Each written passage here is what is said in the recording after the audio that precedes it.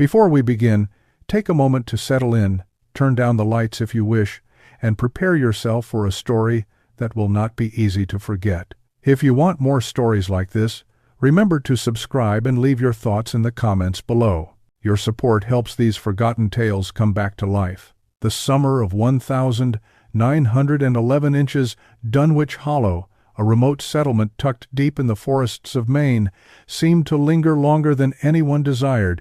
Heat pressed down like a heavy hand, smothering the wooden houses with their peeling paint, bending the heads of sunflowers in backyard gardens, and sending children searching for shade under porches. It was the kind of summer when the sound of the mill whistle carried farther than usual, when the smell of pine sap mixed with the reek of sweat-soaked linen, and when tempers flared more quickly in the narrow streets of the town. Dunwich Hollow was not much more than a handful of dirt roads winding around a sawmill, a church, a small general store, and a scattering of houses built close enough together that everyone knew everyone else's business. Yet despite the closeness, secrets festered in the quiet.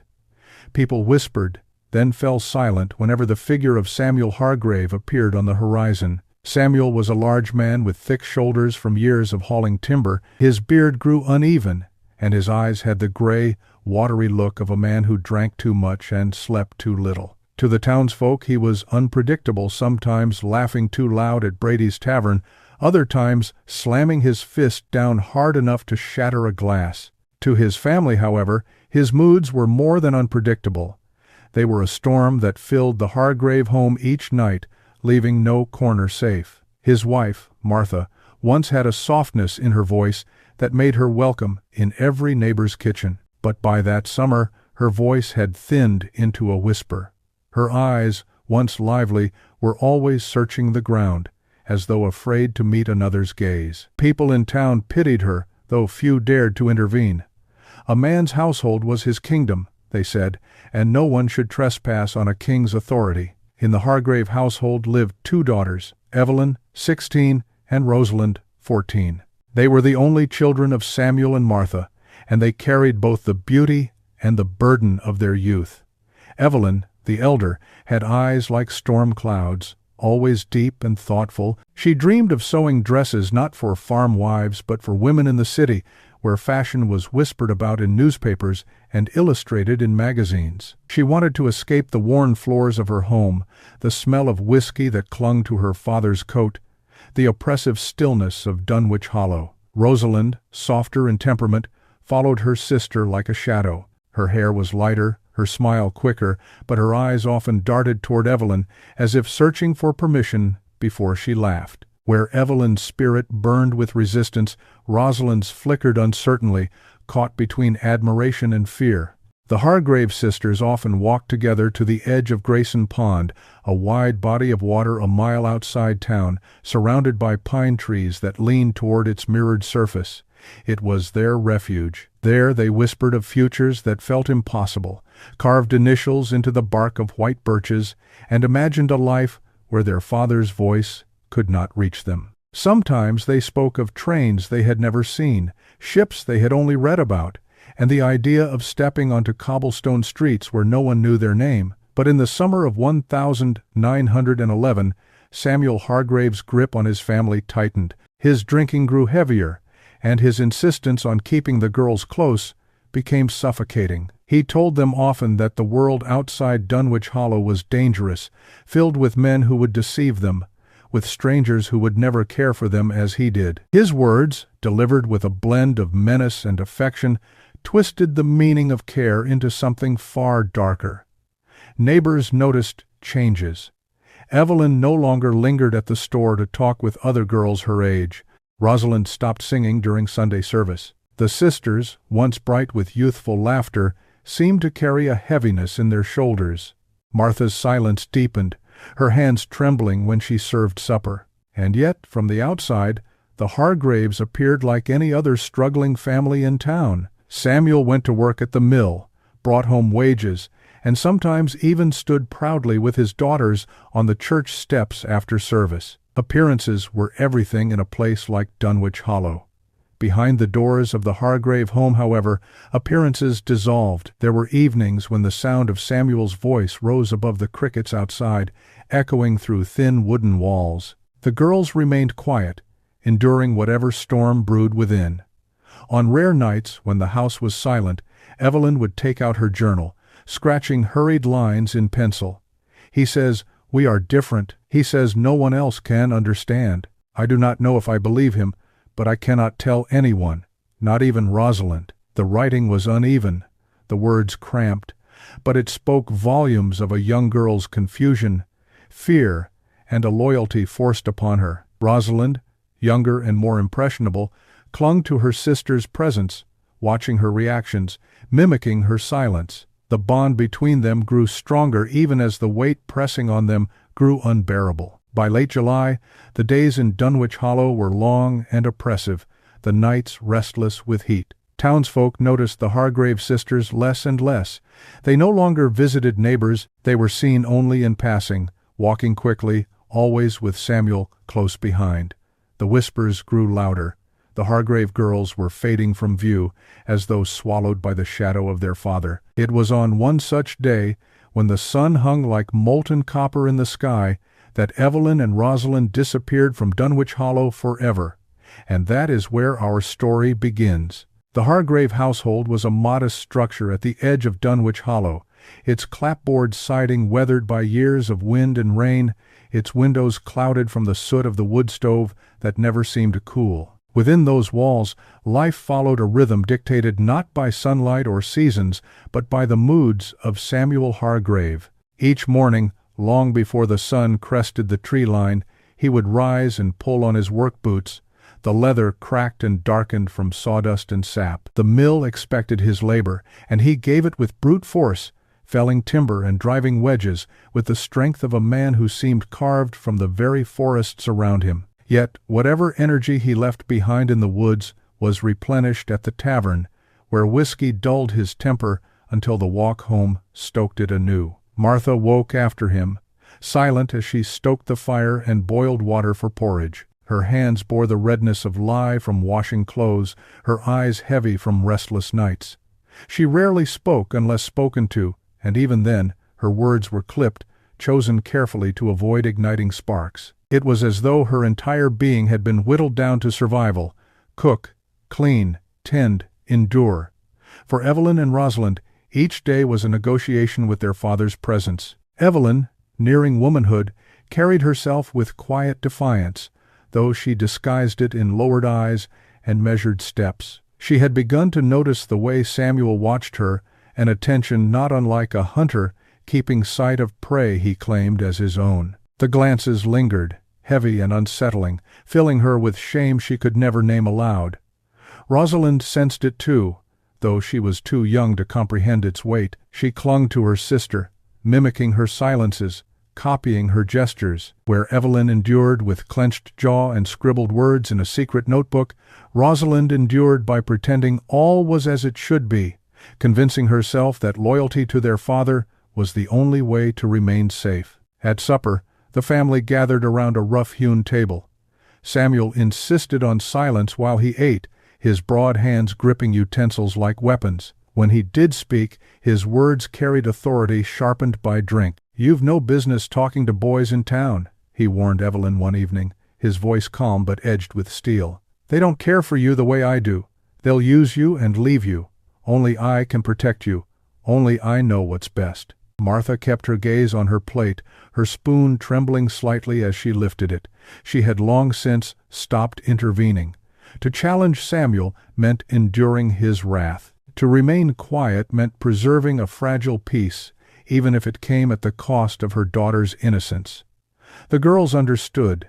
They spoke little at the table, careful not to draw attention, but when night fell and the house sank into uneasy silence, Evelyn whispered to Rosalind of dreams beyond the pond. She described cities with lamps that burned all night, trains that roared across the land, and places where no one knew the Hargrave name. Rosalind would listen wide-eyed, as though Evelyn were conjuring magic. But Samuel had a way of intruding even in those hushed hours. His footsteps creaked on the floorboards at odd times. His shadow crossed the threshold of their small room, uninvited. His voice, sometimes gentle, sometimes sharp, reminded them that he was always near, always watching. The town of Dunwich Hollow pretended not to notice. Neighbors saw the way Evelyn's shoulders stiffened when Samuel placed his hand too firmly on her arm. They heard rumors of arguments that rattled the walls. Yet, in those days, people kept to their own, convinced that a man's household was his own domain. To interfere was to invite disgrace, and so silence hung heavier than truth. By midsummer, the Hargrave home had become a place of suffocation. The pond that once offered escape now felt tainted, for Samuel often followed them there, claiming he wanted to watch over his daughters. He would sit on a rock, smoking his pipe, while Evelyn and Rosalind waded into the water under his gaze. What once felt like freedom now felt like a cage without walls. Evelyn's journal bore witness to her turmoil. He says, "We belong to him. He says no one else can love us the way he does. I want to believe there is a world beyond this place, but I am afraid that if we try to reach it, he will drag us back beneath the water." As the days grew hotter and the air more oppressive, the sisters' bond grew tighter, their whispers more desperate. They both sensed a breaking point drawing near. Something was shifting in Samuel's demeanor, his words more insistent, his tone more possessive, his silences more dangerous. And in the heart of that suffocating summer, the fragile thread of their lives would soon be cut. By the time August crept into Dunwich Hollow, the air had grown stale and restless, as though the town itself sensed the gathering storm inside the Hargrave home. It was in the smallest details that people began to notice what they had long tried to ignore. At the general store, Mrs. Callahan remarked how Evelyn no longer lingered by the fabric counter. The girl once studied patterns, running her fingers across bolts of cloth, as though imagining the gowns she would someday sew. Now she stood stiffly, her eyes darting toward the doorway, anxious that her father might appear at any moment. Rosalind, usually chatty and playful, clutched her sister's hand in silence, her gaze fixed on the floor. At Sunday service, whispers stirred behind hymnals. Evelyn avoided the gaze of young men who had once tried to catch her smile. Rosalind no longer sang. When Samuel rested his heavy hand on Evelyn's shoulder as they filed out of the pew, the girl's posture stiffened in a way too subtle for most to notice, but sharp enough for the watchful few. Still, no one spoke aloud. Respect for a man's authority outweighed concern, and silence smothered what compassion might have risen. Inside the Hargrave house, the tension grew unbearable. Samuel's presence filled every corner. He set rules so rigid that breaking them was impossible, then punished imagined disobedience with harsh words and clenched fists against the table. He demanded his daughters remain within sight, forbidding them to walk to the pond without him. He declared that strangers could never understand their bond as a family, repeating his claim that only he could care for them. His voice carried the certainty of gospel, leaving no space for contradiction. Martha moved like a ghost through these days, folding laundry with trembling hands, her lips pressed tight. She had found scraps of Evelyn's writing tucked away in the bottom of a drawer, lines that chilled her more than the fiercest winter wind. He says we must never speak of what happens. He says others would twist it, but I feel twisted already. She wanted to scream, to break the silence that bound her, yet fear held her fast. Fear of Samuel's wrath, fear of being cast out with no place to go, fear that no one in Dunwich Hollow would believe her. Meanwhile, the town carried on. Children splashed in the shallows of Grayson Pond, young men boasted of hunting trips, women traded gossip over clotheslines. Yet beneath the hum of daily life, a darker murmur spread. Someone claimed to have heard a cry in the night near the Hargrave property. Another swore Samuel was seen sitting alone by the pond, muttering words no one could understand. The gossip circled in hushed tones, feeding a sense of unease, though still no one dared to confront him. Evelyn, in her desperation, pressed her thoughts into her journal. He grows angrier each day. He tells us we belong to him and no one else. I look at Rosalind and know she is too young to see the trap we are in, but I see it clearly. The walls are closing in. The writing ended abruptly on some nights, as though interrupted by footsteps outside her door. Rosalind clung to her sister more than ever. Her laughter, once bright, had dwindled to faint smiles offered only in Evelyn's presence. She copied her sister's mannerisms, the way she folded her arms, the way she avoided their father's eyes. Innocence was being replaced by a fearful awareness she could not yet name. And Samuel, sensing the pull of the world beyond his reach, tightened his grip further. He reminded Evelyn she would never leave Dunwich Hollow, that no train or city could claim her. He insisted that her future was here, within the walls of his home, under his watchful eye. His voice carried not only authority but a strange, possessive tenderness that twisted affection into chains. By late summer, even the pond seemed changed. The sisters no longer ran ahead to splash in its cool water. They lingered at the edge, reluctant, while Samuel watched from the shore. What had once been a sanctuary now felt like a prison, the surface of the water reflecting back their trapped expressions. The people of Dunwich Hollow looked on from a distance, whispering but doing nothing. They saw the shadows under Evelyn's eyes, the way Rosalind held her sister's hand too tightly, the way Martha's shoulders sagged as if carrying an invisible burden. And still no one stepped forward. It was only a matter of time before silence gave way to tragedy. The journal Evelyn kept was a fragile thing, bound in worn leather and hidden beneath the loose floorboard near her bed. She began writing in it when she was 12, filling the first pages with sketches of dresses and descriptions of the birds around Grayson Pond. But by the summer of 1911, the handwriting had grown sharper, the words more frantic, as though the very act of pressing pencil to paper was her only way to breathe. One entry trembled across the page.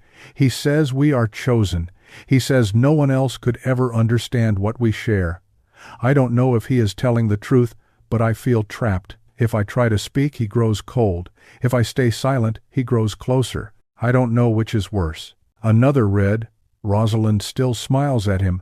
She thinks this is love. She doesn't know the fear that coils inside me when he looks too long. I want to protect her, but how can I, when I can't even protect myself?" These were words Martha stumbled upon one quiet afternoon. She had been cleaning the girls' room while they were out at the pond, and when she lifted the edge of the rug, the board beneath gave a faint creak. Something told her to pry it open. What she found made her knees give way. She sat on the bed, the journal open in her lap, her eyes racing across the inked confessions until they blurred with tears. For a long while she could not move. Her heart pounded so loudly she feared Samuel might hear it from the next room. She wanted to take the journal and run to the pastor, to the sheriff, to anyone who would listen. But she knew what the town would say. A wife accusing her husband would be branded hysterical, her words dismissed as madness. Samuel had his reputation a hard worker, a man who provided. Who would believe Martha's whispers against his thunder? When Samuel returned that night, Martha set the journal back beneath the floorboard, her hands trembling. She cooked supper in silence, her mind replaying every word she had read. At the table, Samuel's voice filled the room as always, laying down rules, questioning the girls about where they had gone, whom they had spoken to. Evelyn answered carefully, her tone flat. Rosalind nodded quickly, eager to please. Samuel reached across the table and touched Evelyn's hand, a gesture so small it might have been mistaken for fatherly affection. But Martha saw the way Evelyn flinched, and her stomach turned. That night, after Samuel fell into a drunken sleep, Martha crept to the girls' room. Evelyn lay awake, her eyes glistening in the candlelight. Rosalind slept beside her, her arm draped over her sister. Martha knelt and whispered, "I found your writing." Evelyn's lips parted, fear flashing across her face, but Martha pressed a finger gently to her lips. "I will not speak of it. Not yet. But I know." For the first time in months, Evelyn wept openly, her sobs muffled into her mother's shoulder. Rosalind stirred but did not wake. Martha held her eldest child, her heart torn between shame for not protecting her sooner and terror of what would happen if Samuel discovered the truth of what she knew. In the days that followed, Martha moved through the house like a woman caught between two worlds. Outwardly, she served meals, washed clothes, endured Samuel's demands. Inwardly, she burned with guilt and fear. Every time she saw Evelyn's eyes flicker downward, every time she heard Rosalind laugh nervously at their father's remarks, she felt the weight of her silence. The journal haunted her. The words she had read echoed in her head at night, louder than Samuel's snores, louder than the summer crickets. She began to imagine ways to escape, to take the girls and flee Dunwich Hollow. But how? With no money of her own, no relatives to turn to, and a town unwilling to interfere, the thought of running seemed impossible. Evelyn sensed her mother's change. One afternoon, as they washed linens together by the stream, Evelyn whispered, "You know, don't you?" Martha nodded faintly, her eyes brimming with tears. Evelyn's jaw tightened. "Then you understand, we can't stay." It was a dangerous thing to say aloud, even in the open air. Martha glanced around, terrified Samuel might appear, but the words had been spoken, and they could not be taken back. Meanwhile, Samuel grew more possessive, more watchful. He seemed to sense that his control was slipping, and he tightened it with every glance, every command. He told the girls they were not to wander, not to speak to others without him. He praised their obedience, especially when Rosalind giggled at his jokes or leaned against him on the walk home from church. He told Evelyn she was too important to leave him, that she would ruin everything if she tried. The summer sun baked the earth until cracks appeared in the soil. The air was heavy, and tempers burned hotter. Within the Hargrave home, silence and fear pressed down like the heat itself, suffocating everyone inside. And beneath it all, a sense of inevitability grew, as though the path ahead was narrowing, guiding them toward a single, dreadful end. The August sun bled into the sky like a furnace, tinting the horizon in shades of copper and crimson. Inside the Hargrave home, the air was just as suffocating, though not from heat alone. Something had shifted. Evelyn, who had kept her defiance buried in half-spoken whispers and secret ink on paper, reached a breaking point. It began over supper. Samuel had returned from the mill in one of his darker moods, his steps heavy, his voice sharp. He questioned every detail of the day, what had been cooked, how the laundry had been folded, where the girls had gone. Evelyn sat rigid, her spoon untouched. She could feel her mother's eyes urging her to stay silent, but the silence was becoming unbearable. Finally, she spoke. "I don't want this life, Father. I want to leave Dunwich Hollow. I want to learn a trade, maybe in Bangor or Portland. I want a future." The words seemed to hang in the air, suspended, fragile. Then Samuel's expression hardened. His spoon clattered against the bowl as he leaned forward, his gray eyes narrowing. "You want to leave?" His voice was low, dangerous. "After everything I've given you? After the roof over your head, the food in your belly? You think some city stranger cares for you more than I do?" Evelyn's hands trembled, but she did not look away. "I'm not your possession. I'm your daughter.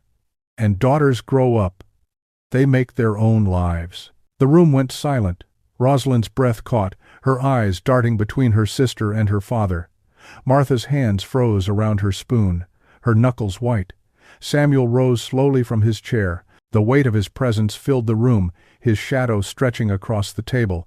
He placed both palms flat on the wood and leaned closer to Evelyn. "Listen to me," he hissed. "You belong here. You belong to me. There is no world out there for you. Only ruin. Only betrayal. I am the only one who can protect you." Evelyn's heart pounded, but she swallowed hard. "Protection is not the same as control," she whispered. For a moment, Samuel's face contorted in something between rage and grief, as though he could not decide whether to strike or to beg. His hand twitched, curling into a fist before slamming down on the table so hard that Rosalind jumped and Martha gasped. The bowls rattled, porridge spilling across the rough wood. "You will not speak of this again," Samuel barked. "You will not leave this house without my permission. If you think you can defy me, you will see what happens." Rosalind burst into tears, clutching Evelyn's arm. Martha stared into her lap, her body stiff with terror. Evelyn sat frozen, her defiance now tangled with fear. She knew she had crossed a line, one that could never be erased. That night, the house felt like a cage. Samuel paced the hall, his boots thudding against the boards, his muttering audible through the thin walls. Rosalind clung to Evelyn on their narrow bed, her sobs muffled against her sister's shoulder. Evelyn whispered to calm her, though her own voice shook. "We can't stay," Evelyn murmured. "If we stay, he will destroy us. We must find a way out." Rosalind, trembling, whispered back, "But he said he loves us. He said we're special." Evelyn closed her eyes. The words pierced her like a knife. She held her sister tighter, unable to answer. Down the hall, Martha sat awake by the kitchen table, her head in her hands. The memory of Evelyn's journal haunted her, every line of it echoing louder after what she had just witnessed. She knew the storm Samuel carried inside him, and she knew it would not pass quietly. The confrontation at supper was not an end. It was a beginning, a spark that would set fire to everything they knew. The next day Samuel's grip grew more suffocating. He forbade the girls from leaving the yard. He watched their every movement, his eyes sharp and suspicious. Even at the pond, where they had once found solace, he stood closer, never letting them drift out of arm's reach. His words grew more insistent, his declarations more twisted, that they were his, that no one else could ever understand them, that leaving him would destroy them all. And as August waned, Evelyn felt the walls closing in. She could sense the days narrowing toward a single, inevitable end.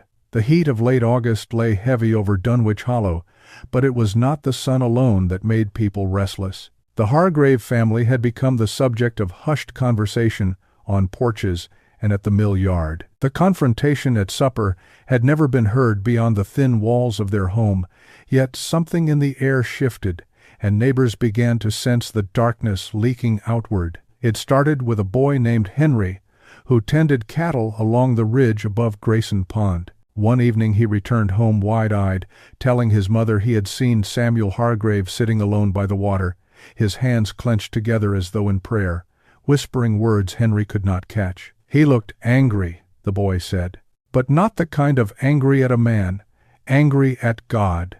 His mother shushed him, but by morning the story had spread. Others added fuel to the rumor. Mrs. Callahan, walking home from church, swore she had heard a cry in the distance near the Hargrave place. Not the cry of a fox, she insisted, but the cry of a girl.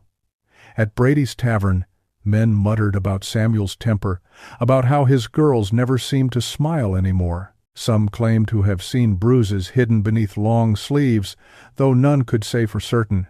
Still, no one acted. The silence of Dunwich Hollow was its own law. A man's home was his fortress, and no one trespassed lightly, not even when unease gnawed at the edges of their conscience. They looked away, telling themselves it was not their place, that families carried burdens unseen. Inside the Hargrave house, the tension wound tighter each day. Evelyn noticed the glances exchanged in town, the way people paused when she entered, their conversations stalling mid-sentence. She wondered if anyone truly suspected the truth, if anyone would come to their aid. But when she caught their eyes, they turned away, ashamed or afraid. Samuel, sensing the whispers, grew more possessive. He dragged his daughters with him into town, parading them by his side as though to prove they were his. He spoke louder at the tavern, boasting of how well he kept his household, daring anyone to question him. His voice carried the smug certainty of a man who believed no one would ever challenge his dominion. Martha shrank further into silence. She avoided the market, sending Evelyn in her stead when Samuel allowed it. The journal she had discovered weighed like a stone in her chest. Every word burned into her memory. She wanted desperately to seek help, but she knew help would not come. Not here, not now. And so the girls endured. Rosalind grew paler, her once bright laugh vanishing entirely. She clung to Evelyn as though her sister were the only anchor in a world that threatened to drag her under. Evelyn, though resolute, felt the strain. Her dreams of escape dimmed, replaced by the grim realization that Samuel would never let them go. One evening, as the cicadas shrieked in the trees and the pond reflected the red glow of sunset, Samuel gathered his daughters by the water's edge. He spoke in a voice low and fervent, almost like a preacher delivering a sermon. "You see this pond?" he said, gesturing to the still surface. "It holds our secrets. It keeps them safe. No one else needs to know who we are, what we share. Out there, the world would twist it, but here, by this water, we are whole. We are one." Rosalind nodded timidly, her eyes wide with fear and confusion. Evelyn stared at the water, her reflection rippling as though it too wanted to escape. She knew then, with a certainty that chilled her blood, that her father's grasp was not loosening. It was hardening, preparing for something final. In town, the rumors grew darker.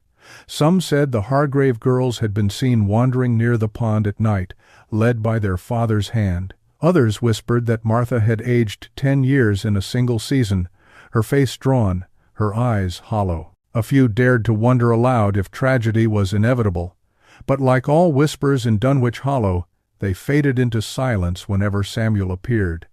Men lowered their eyes, women turned away, no one dared step forward. And so the Hargrave family moved closer to the precipice, each day narrowing the path toward an end that no one would stop.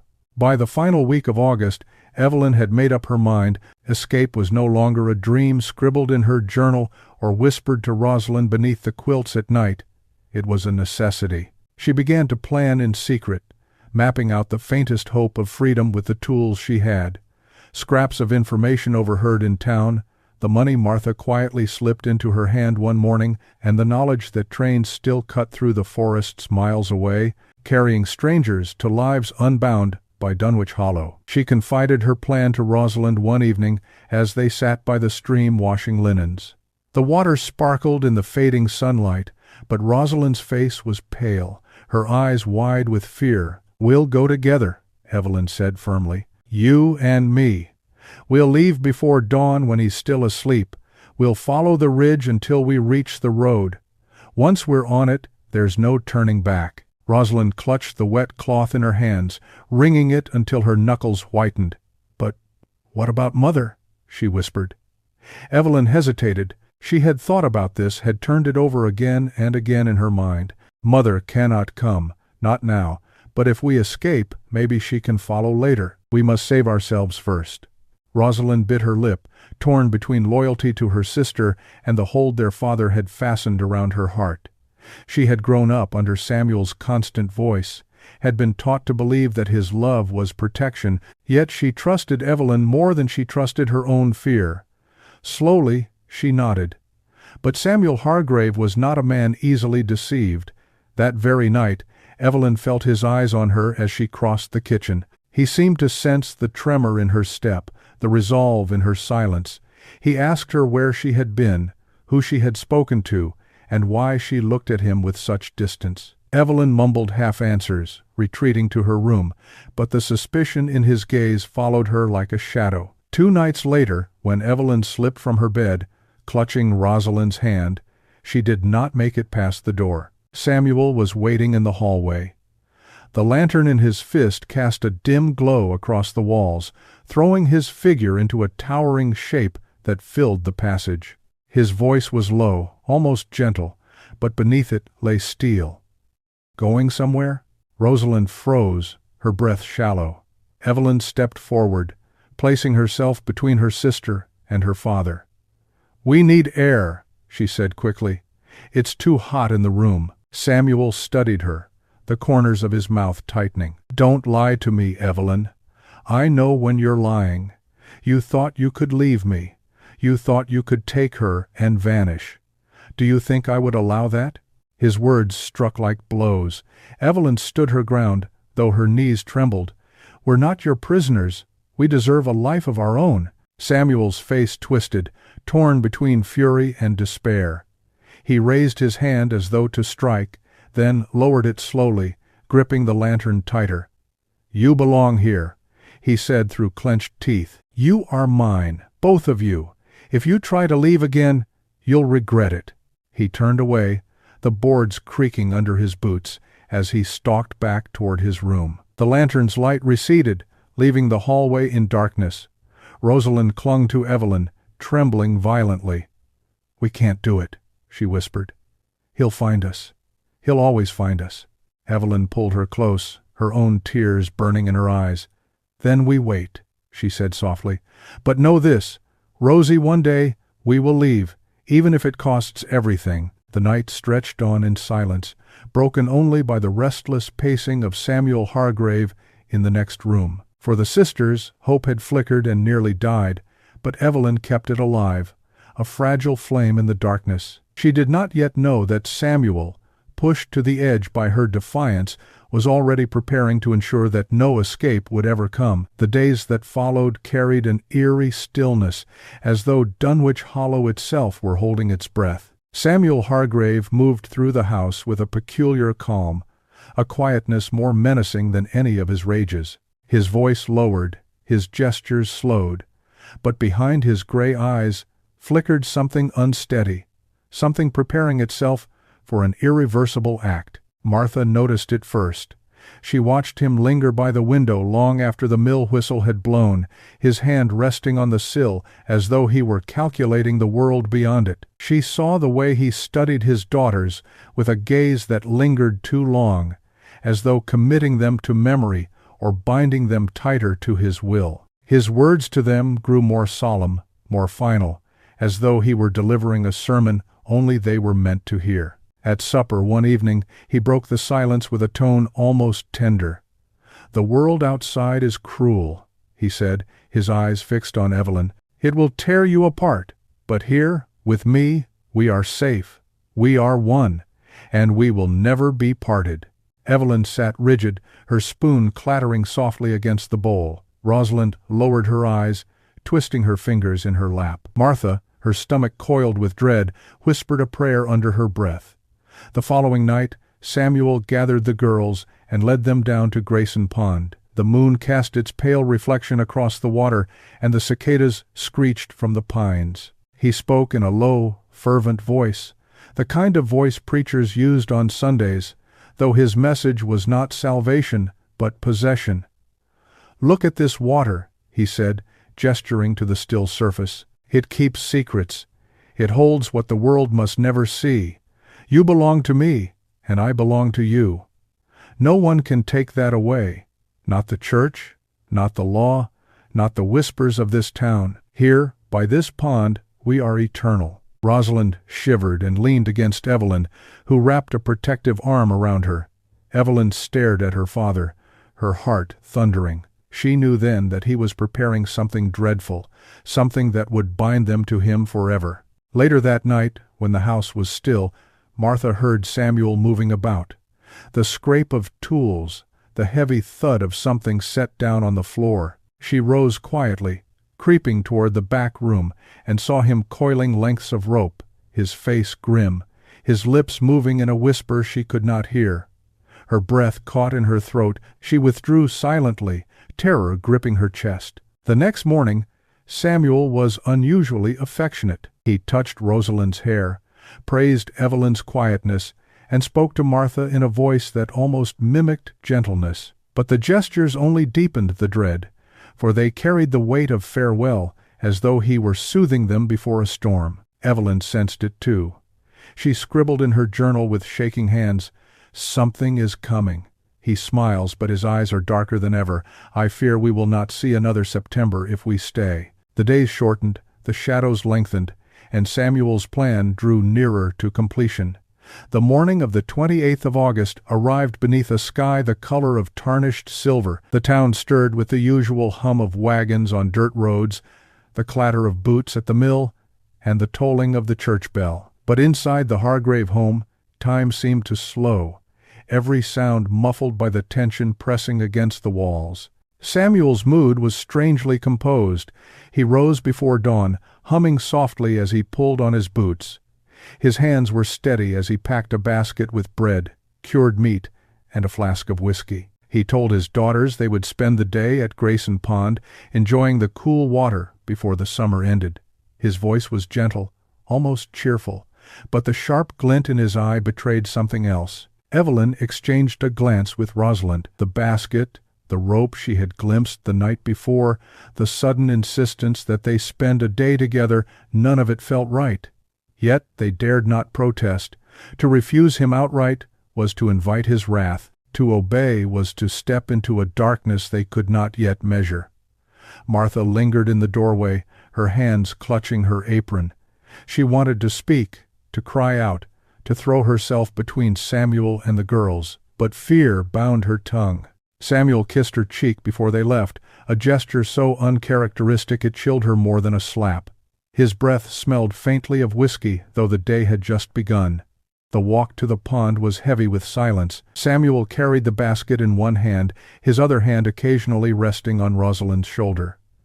Evelyn walked stiffly, her eyes scanning the woods as though searching for escape routes she knew she could not take. Rosalind clutched the hem of her sister's dress, her steps small and hesitant. When they reached the water's edge, Samuel set down the basket and stretched his arms wide, as though presenting the pond itself as a gift. The surface rippled with morning light, dragonflies skimming its edges.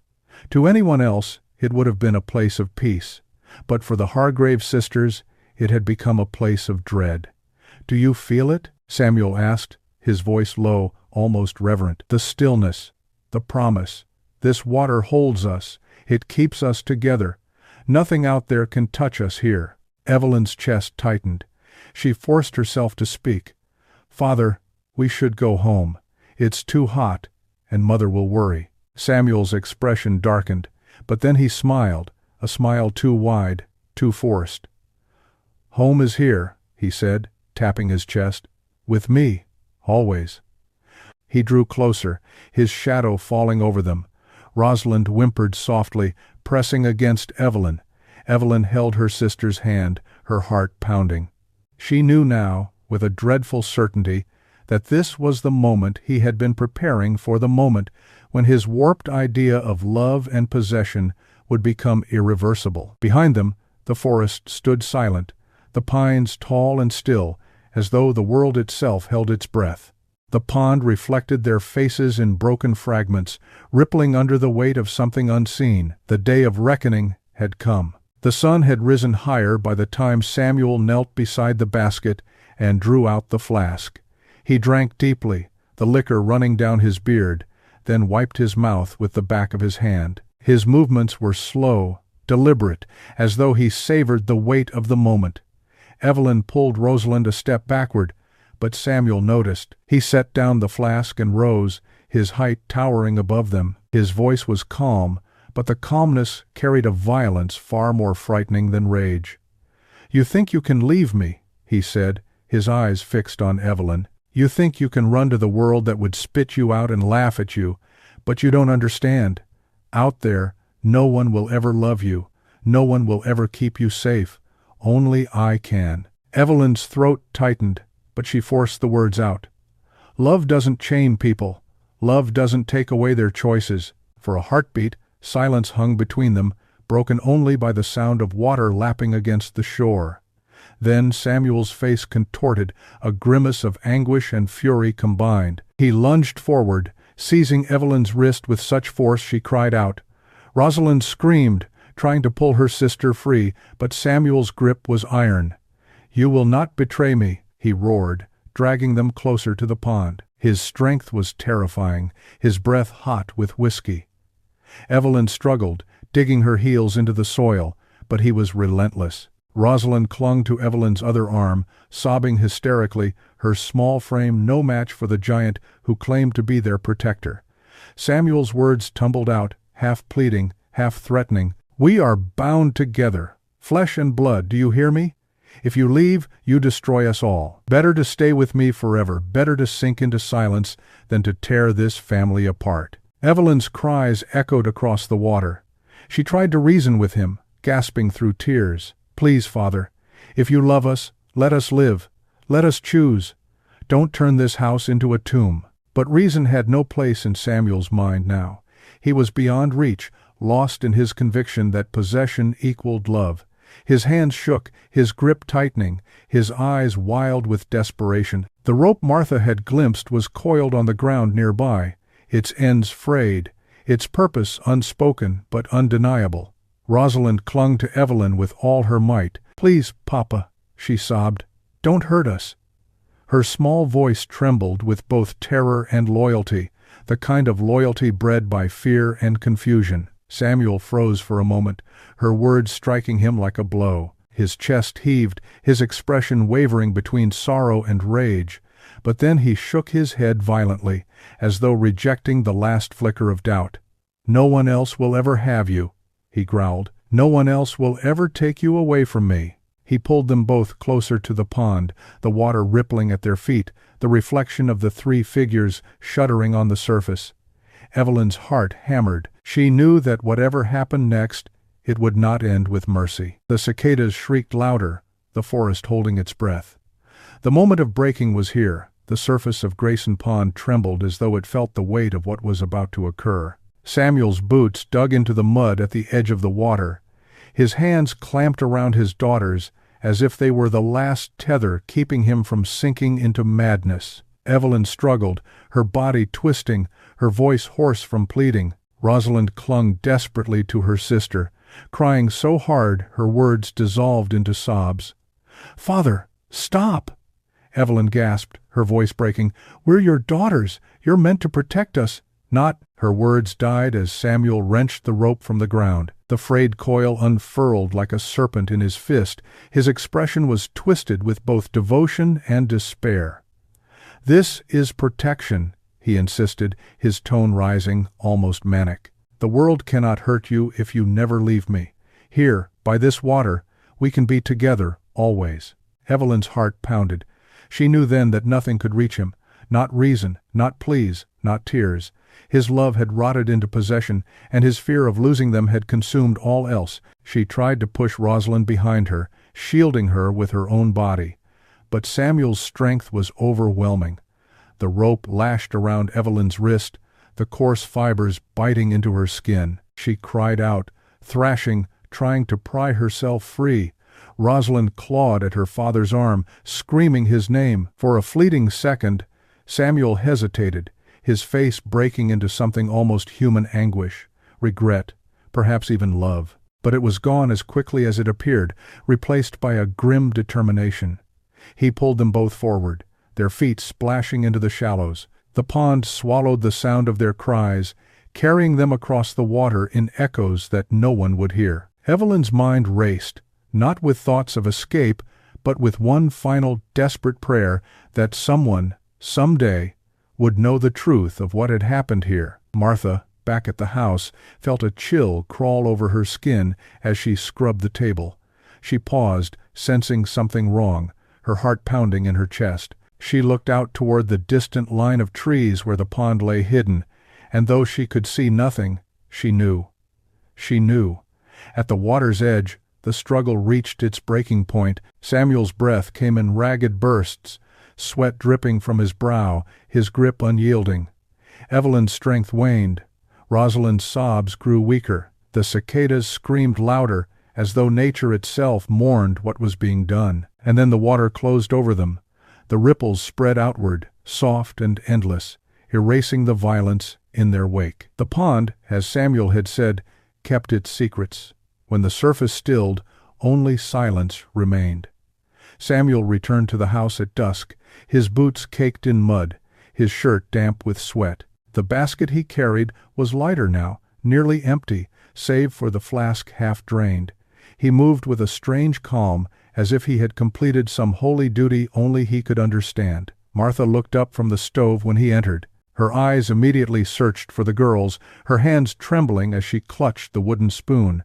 "Where are Evelyn and Rosalind?" she asked, her voice strained, the question already heavy with dread. Samuel set the basket down with deliberate slowness. He did not meet her eyes. "They're gone," he said flatly. The words seemed to drain all sound from the room. Martha's knees buckled, and she gripped the table to keep from falling. "Gone? What do you mean, gone?" He removed his boots, one at a time, as though the act were of greater importance than her question. Finally, he looked at her, his gray eyes hollow, yet burning. "They won't leave me. Not ever. They're where they belong, by the pond, safe." Martha's breath caught. A scream rose in her chest but tangled in her throat. She wanted to run, to claw her way through the trees to the water, to find her daughters and tear them back from whatever horror had befallen them. But Samuel's towering figure stood in the doorway, barring her path, his presence a wall she could not breach. He reached for her shoulder, his grip heavy. "You will say nothing. Do you understand? The town wouldn't understand. They would twist it, make me a monster. But I am not. I am their father, and a father keeps his daughters close." Martha recoiled, tears streaming down her face. She wanted to strike him, to curse him, to denounce him as the devil he was. But fear bound her tongue, fear and the knowledge that Dunwich Hollow would turn its back if she cried out. Samuel was a man of the mill, a provider, a figure too imposing to challenge. She was only his wife. In their eyes, her words would carry no weight. That night, Samuel sat in his chair by the hearth, staring into the flames. Martha lay awake in the next room, her body trembling with grief, her mind replaying the moment she had let them walk away, the kiss on her cheek that had been a farewell. She knew the truth now, but she also knew the silence of the town would swallow it whole. And indeed, the whispers began within days. The Hargrave sisters had not been seen at church, nor at the store. Neighbors muttered that perhaps they had run off to the city, chasing dreams too big for a mill town. Some said they had been lured away by strangers, taken on the road. Others glanced sidelong at Samuel, wondering at the hardness in his expression, but few dared speak openly. Samuel fueled the rumors with a single sentence repeated at the tavern: "Girls will do as they please." He said it with a shrug, as though their disappearance was nothing more than foolish whim. The men laughed, clapped his back, and poured him another drink. But when Martha passed through the streets, the women watched her with wary eyes. They saw her hollow cheeks, the tremor in her step, the sorrow she could not disguise. They whispered among themselves, but never approached, never asked, never pressed. The silence of Dunwich Hollow held firm, and so the truth remained buried in the waters of Grayson Pond, while Samuel Hargrave lived on, cloaked in the facade of a man who had lost his daughters to the world, not to his own hands. Autumn swept into Dunwich Hollow with brittle winds and leaves that rattled like bones across the dirt roads. The air cooled, but inside the Hargrave home the heat of grief never faded. Martha moved through the rooms like a shadow, her face pale, her eyes dulled to gray. She cooked meals she could not eat, washed linens that no longer bore her daughter's scent, and lay awake at night listening to the hollow silence where once there had been whispers and laughter. Samuel returned from the mill each evening with whiskey on his breath. He grew heavier, slower, his shoulders slumping beneath invisible weights. At the tavern, he repeated the same refrain, "Girls will do as they please," and men nodded, accepting it as the wisdom of a father wronged by flighty daughters. They poured him drink after drink, and he accepted each one, sinking deeper into a haze that masked but never erased his guilt. Martha knew the truth, and the truth devoured her. Each time she passed through town, women averted their eyes. Some pitied her, others judged her, but none reached out. She bore their silence like a cloak of lead. At church, the pastor prayed vaguely for the lost, never naming Evelyn or Rosalind, never daring to question Samuel's presence in the pew. In the evenings, Martha sometimes wandered to the edge of the forest, stopping short of the path that led to Grayson Pond. She stood there, clutching her shawl, staring into the trees. She could not bring herself to go farther, for she knew what waited in the water's depths. Instead, she whispered her daughters' names to the wind and turned back, her tears hidden in the folds of her scarf. Samuel, meanwhile, spoke less and less at home. His words, when they came, were slurred and bitter. "Ungrateful," he muttered, staring into the fire. "Did everything for them, everything, and they turned away." He drank until sleep claimed him, his snores rattling the rafters, his body slumped in the chair like a fallen idol. But sometimes, in the small hours of the night, Martha heard him weeping softly, his voice breaking in the dark. She did not know if it was remorse or madness, only that it chilled her more than his rage ever had. The town grew used to the absence of the Hargrave sisters. Their names faded from conversation, their faces from memory. Life in Dunwich Hollow pressed forward, harvests gathered, church bells tolled, children played. Yet, beneath the rhythm of daily life, unease lingered. Everyone knew something had happened, but no one dared to name it.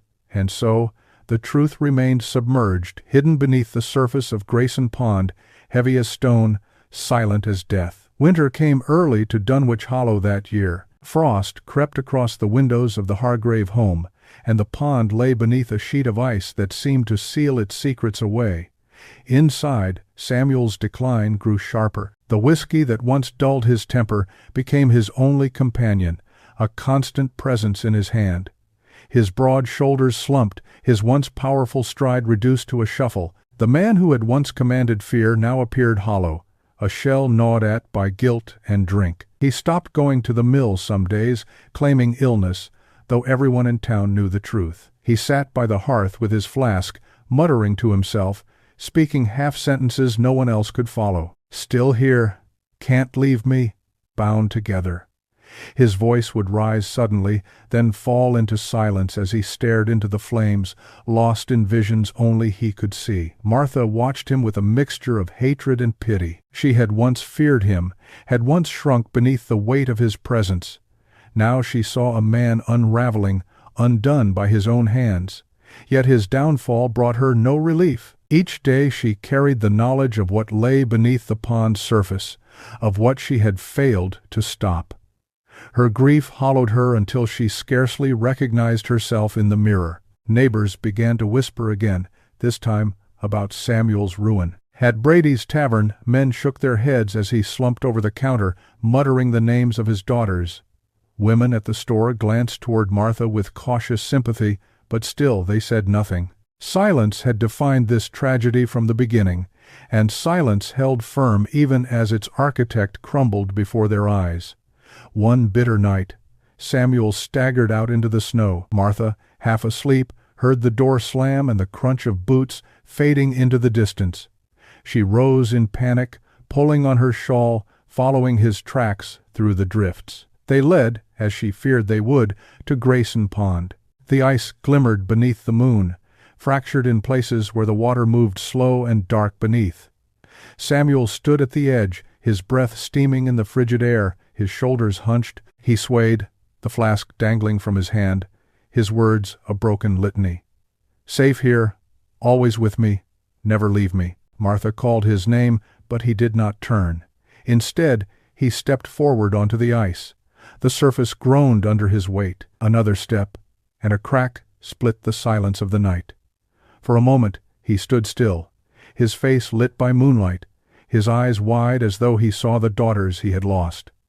Then the ice gave way. The water surged upward, swallowing him in an instant. His cry was brief, muffled, then silenced as the pond closed over him. Martha fell to her knees at the shore, her hands clutching the snow, her sobs echoing across the frozen woods. She did not move to save him. She did not call for help. She only watched as the water stilled, sealing Samuel Hargrave in the same grave where he had cast his daughters. By dawn, the town would hear that Samuel had vanished in the night, his body lost to the pond. They would shake their heads, mutter about drink and despair, and carry on. Only Martha knew that justice, if it could be called that, had been claimed not by the law, nor by God, but by the dark waters of Grayson Pond. Spring returned to Dunwich Hollow with green shoots pushing through the thawing earth, yet the Hargrave home remained cloaked in shadow. Samuel was gone, claimed by the same pond where his daughters had vanished. Only Martha remained, a widow in all but name, bound to a silence heavier than any chain.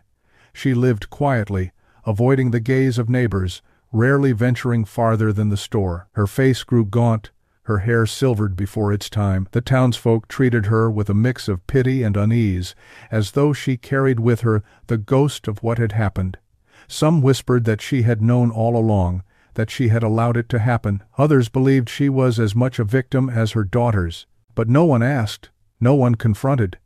Dunwich Hollow thrived on silence, and the silence served as both shield and shroud. Years passed, and the story of the Hargrave family became something told in hushed voices around hearths at night.